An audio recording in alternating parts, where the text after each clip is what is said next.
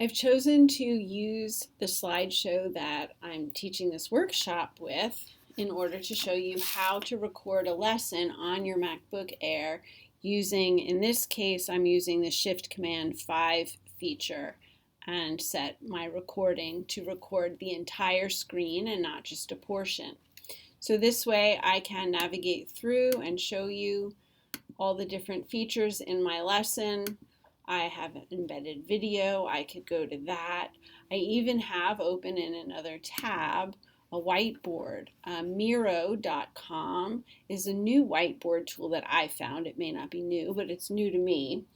And you have all kinds of selections you can make. This is an online collaborative whiteboard. It appears to be made for businesses, but I think that it would really serve our purposes well as well. So I've selected a tool, I can draw, I can do what I need to do. This would probably be easier on the on your iPad, but it still gives you the ability to draw within your lesson, which you can't do directly in slides. So this is an option.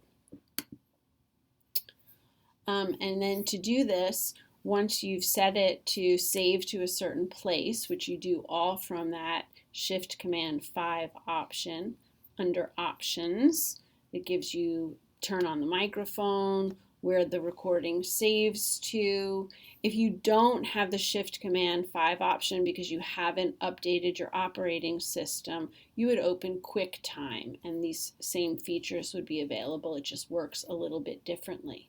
But that's all there is to it. I'm going to stop the recording, save it into my drive, and I'd be able to share it with you or anyone else that needs to know how to record a lesson on their laptop using Google Slides.